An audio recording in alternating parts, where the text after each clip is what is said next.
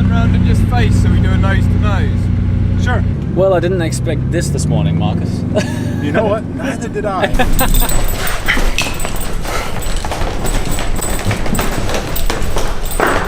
That noise is my key.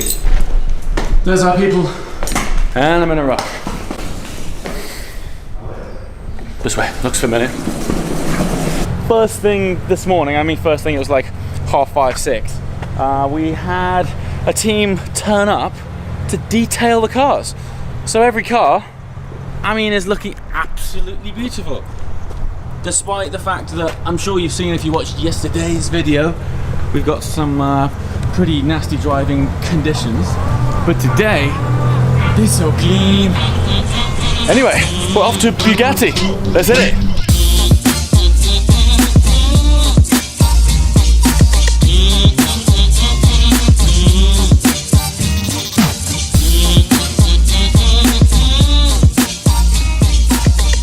Where are we really heading this morning? Bugatti! Hey! Yes, Bugatti. We're heading to Bugatti. It's not Bugatti. Well, how is it? It's Bugatti. Bugatti. It's a problem. When you spend time with Arabic people, you pick up on their accent. I've been starting to roll my R's lately and saying... Roll your R's. Roll my R's. That sounds very dirty, James. I don't think it's like... I think you have children watching you. How do you roll your R's? Oh God. I have nothing to do with this. I promise you. So yes, anyway. So you've had the incredibly fortunate experience of being in one. Yes. And explain that to me. I feel it. Well, there you go. I know how you feel.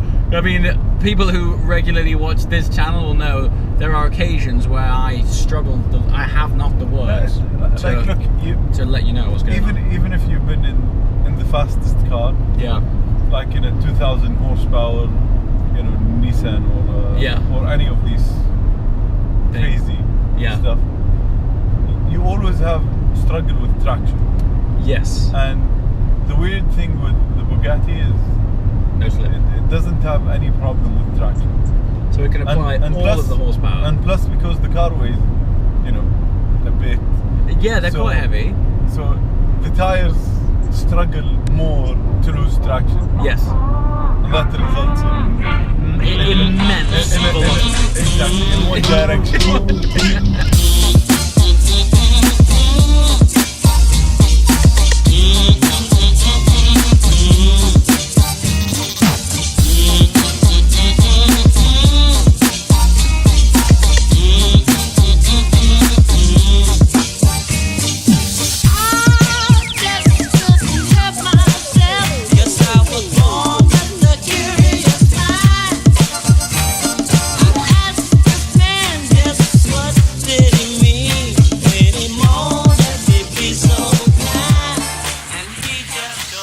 That's a good start. Look at that. Name in. That's you. Then your garage obviously is still empty, but we don't configure one car.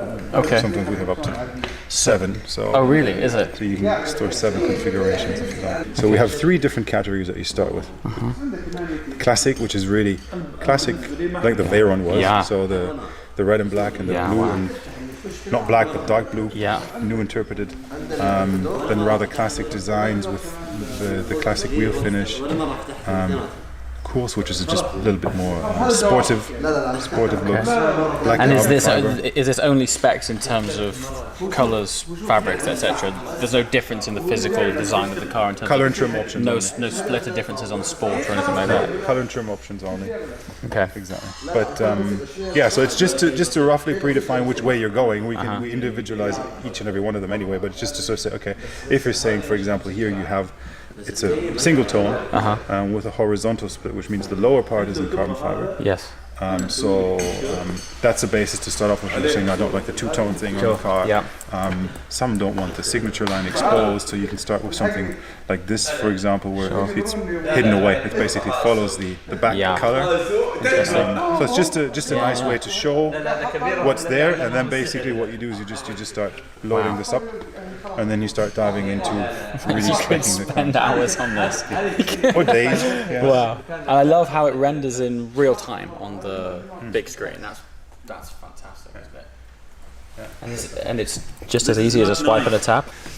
So you can either just confirm by pushing this, and then it takes you through all the options you have to choose, or if you click on this, then you can start playing around and adjusting things.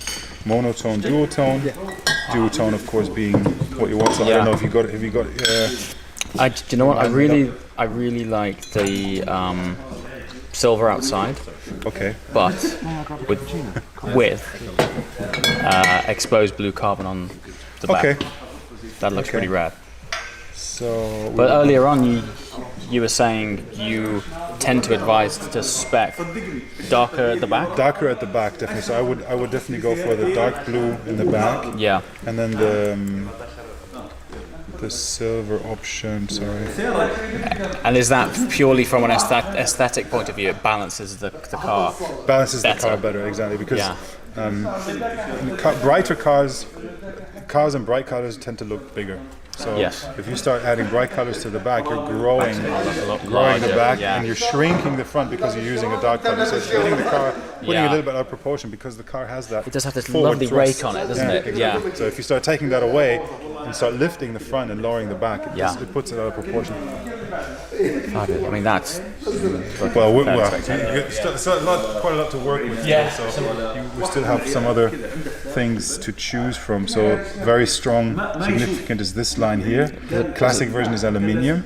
I mean, that's it. You can't go wrong with that. That's a nice touch also, just to show you, is doing this in the color of the front part. That's interesting. This becomes. Let me just give the wheels a neutral color.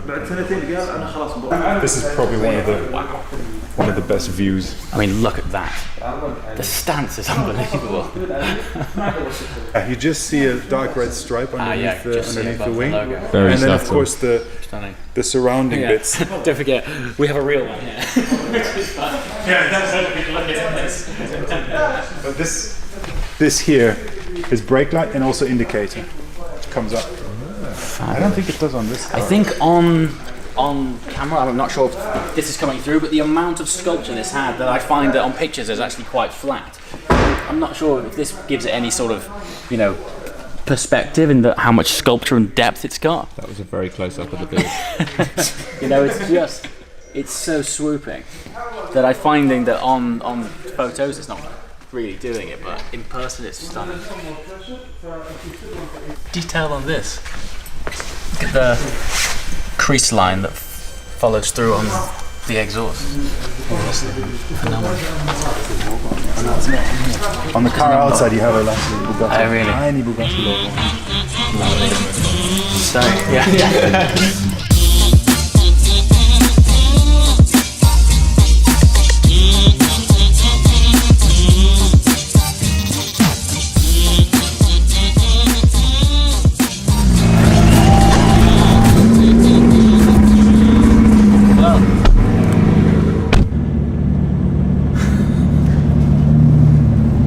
That's the one thing which I really love about this car. It's just it's effortless, huh? And even now you feel. I mean, we're in race mode now, but let me just. I'll just flip this back to. It is. The interior is so beautiful. I think that's the beauty of this car, is that tied together with how ballistically fast it is, it drives like a GT car. Yeah. It's comfortable and luxurious. How quiet it is. It's just stunning. Even here. I mean, it's carbon chassis. There's no noise from the. No. Normally, you have the stone chips in there. Yeah, I mean, if you liken it with the P1, that thing's so loud. Yeah. This thing's very refined and beautiful. I can't get over the amount of sculpture on this. Pictures just don't do it any justice. No. When you see one in person, it's phenomenal.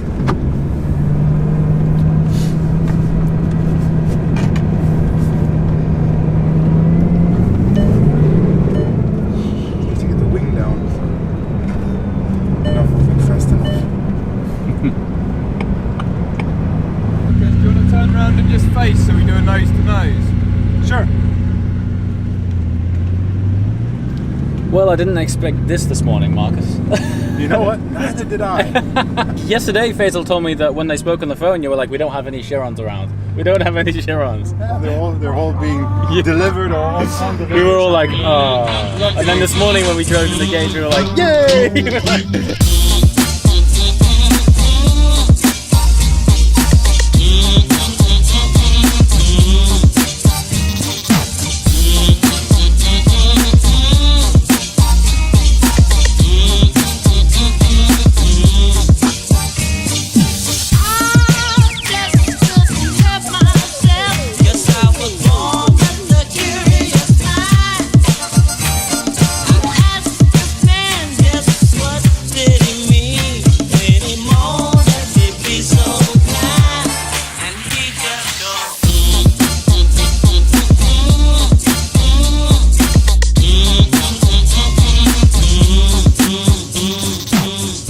Rather than heading directly to Geneva, we decided, well, Marcus from Bugatti has decided that we should follow him and wind our way up a stunning mountain road, and we've met the snow. It's like I can't escape the snow this year.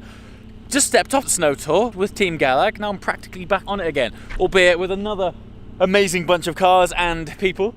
So I think we're kind of halfway there now, but just check out how picturesque this place is. The cars in this environment, particularly the P1 and XJ220, so abstract.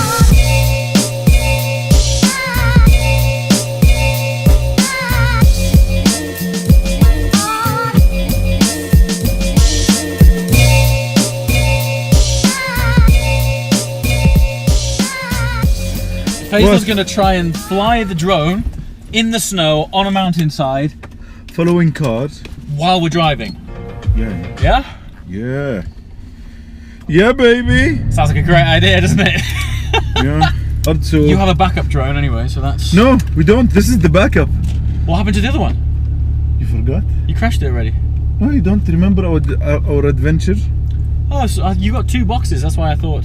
Yeah, no, that's the other box. So the extra battery and the extra rotors and that type of crap. Okay, needless to say, Faisal's track record of drone pilots, drone piloting isn't the smoothest. No, it is very smooth. You think so?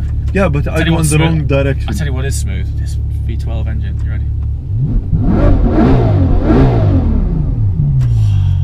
Giuseppe.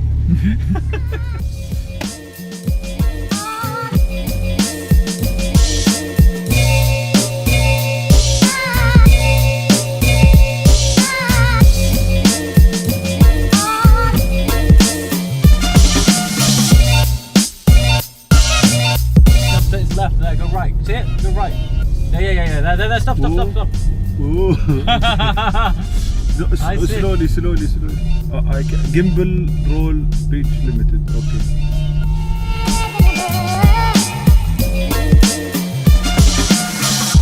You see, stereophonic sound for the home is recorded on 2 separate tracks, each one giving special emphasis to certain sections of the orchestra, as heard from those positions.